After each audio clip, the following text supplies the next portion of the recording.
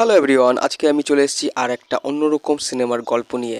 এই সিনেমাটা মুক্তি পেয়েছিল 2002 সালে 12ই এপ্রিল।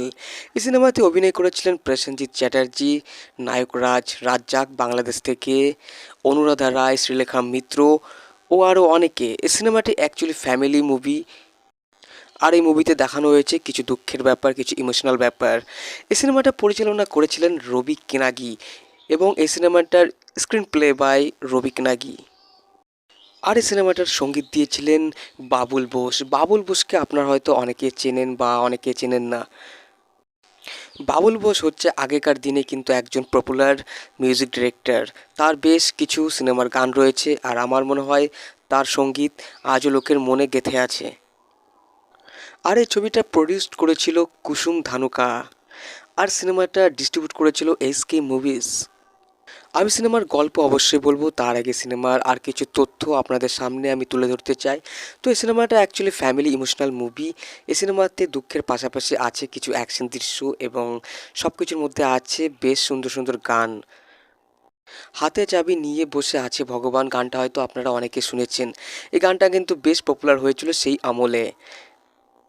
আমার মনে হয় এই সিনেমাতে গান, অ্যাকশন দৃশ্য, ইমোশনাল ব্যাপার এবং প্রত্যেক কটা ক্যারেক্টারের অভিনয় ছিল খুবই দুর্দান্ত। আমার সেটা মনে হয়। যে আমার চ্যানেলে নতুন এসেছেন তার কাছে অনুরোধ, আমার চ্যানেলটি সাবস্ক্রাইব করবেন এবং পাশে থাকা বেল আইকনটি টিপবেন, যাতে সিনেমার সঠিক তথ্য এবং আলোচনা আপনারা সঙ্গে সঙ্গে পেতে পারেন। তো সিনেমার গল্প শুরু হয় অমর চৌধুরী নামে এক ব্যক্তির বাড়ি থেকে। যেই বাড়িতে থাকে তার দুই ছেলে, দুই বৌমা এবং থাকে তার একটি ছোট মেয়ে এবং বাড়ির চাকর শঙ্কর এবং তার স্ত্রী। তো তাদের বেশ জমজমাট পরিবার থাকে। সেই পরিবারে অর্থের কোনো অভাব থাকে না, দুঃখের কোনো ব্যাপার থাকে না, সবাই সব দিক থেকে ঠিকঠাকই থাকে। কিন্তু সিনেমার গল্পের মোড়টা ঘুরে যায় একটা ব্যাপার থেকে। সেটা পরে বলছি, তার আগে একটু অন্য কথা বলে নিতে হবে। এই সিনেমাতে দেখা গিয়েছে অমর চৌধুরী অর্থাৎ রাজ্জাক বাংলাদেশ থেকে। তো তার বড় ব্যবসা থাকে এবং তার কিন্তু শত্রুও থাকে। সে শত্রু চায় না যে অমর চৌধুরী আরও বড় হোক, ভালো থাকুক, সেটা সে একদমই চায় না। আর তাই সেই শত্রু ফ্যাক্টরিতে আগুন লাগিয়ে দেয় এবং সেই অমর চৌধুরীর ব্যবসায় কিন্তু চরম ক্ষতি চলে আসে। ধীরে ধীরে অমর চৌধুরীর দুই ছেলে বাবার ব্যবসার ক্ষতির জন্য তারা দুজন কিন্তু তার বাবা এবং মায়ের কাছ থেকে, বোনের কাছ থেকে দূরে সরে যেতে থাকে। অমর চৌধুরী অর্থাৎ রাজ্জাকের কাছে কিন্তু সেরকম কোনো সামর্থ্য থাকে না যে তার ব্যবসাকে আবার নতুন করে জাগিয়ে তুলতে পারে ভালো করে, কিংবা তার বাড়ি বাঁচাতে পারে। তার দুই ছেলে কিন্তু তাকে কিছুটা হেল্প করতে পারতো, কিন্তু তারা তাদের বাবা মায়ের কাছ থেকে দূরে সরে যেতে থাকে। আর সেই বাড়ির চাকর শঙ্কর অর্থাৎ প্রসেনজিৎ চ্যাটার্জি, তারও কিন্তু কোনো ক্ষমতা থাকে না। দিয়ে অমর চৌধুরীর বাড়িটা নিলামে চলে আসে এবং সেই বাড়িটা নিলামে হয়ে যায় অন্য কারোর, রুদ্রপ্রসাদ সেন অর্থাৎ সেই শত্রুর।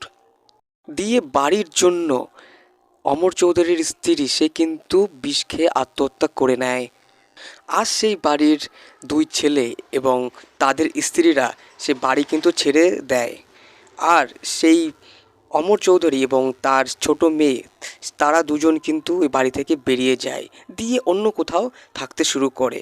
আর সেই বাড়ির চাকরকে অর্থাৎ প্রসেনজিৎ চ্যাটার্জিকে মিথ্যে চোরের অপবাদ দিয়ে বাড়ি থেকে বের করে দেওয়া হয়েছিল, সে বাড়ি তাদের হাতছাড়া হওয়ার অনেক আগেই।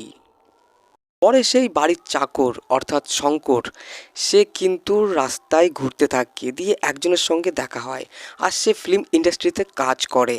আর প্রসেনজিতের অর্থাৎ শঙ্করের কি ভাগ্য বদলে যায়, সেই লোকের সাপোর্টে সে কিন্তু একটা বড় নায়ক হয়ে যায় সিনেমার। আর তার জীবন পুরোপুরি বদলে যায়। বড় মানুষ হওয়ার পরে সে কিন্তু সেই বাড়িতে ফিরে যাওয়ার চেষ্টা করে আর দেখে বাড়িতে তালা লাগানো। একজন আসে, তাকে বলে যে এই বাড়ি অন্য কারোর হয়ে গেছে, রুদ্রপ্রসাদ সেনের।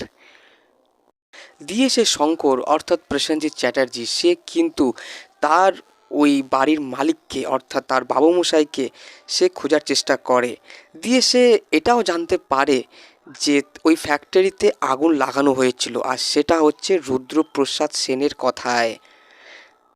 দিয়ে প্রসেনজিতের অর্থাৎ শঙ্করের আলাদা রূপ বেরিয়ে আসে। সে কিন্তু বাস্তব দুনিয়ায় অভিনয় করতে থাকে রুদ্রপ্রসাদ সেনের জন্য এবং অমর চৌধুরীর দুই ছেলের জন্য।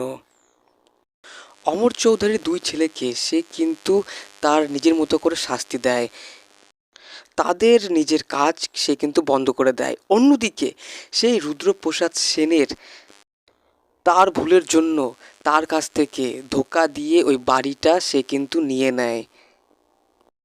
তাকে টাকার লোভ দেখানো হয়েছিল, পরবর্তীতে সে টাকা গায়েব হয়ে যায়। পরে তার বাবুমশাই অর্থাৎ অমর চৌধুরীকে এবং তার মেয়েকে সে খুঁজে পায় এবং সেই মেয়ের সঙ্গে তার কিন্তু ভালো লাগা থেকে ভালোবাসা তৈরি হয়ে যায়। আর সেই অমর চৌধুরীর দুই ছেলেকে অমর চৌধুরী মেনে নিতে চাইছিল না, দিয়ে পরে শঙ্করের কথাই মেনে নেয়। তো ভিউয়ার্স, এই ছিল সিনেমার সংক্ষিপ্ত কাহিনী। এই সিনেমাটা পরিচালনা করেছিলেন রবি কিনাগি আর সঙ্গীত দিয়েছিলেন বাবুল বোস। ভিডিওতে লাইক, কমেন্টস এবং সাবস্ক্রাইব অবশ্যই করবেন।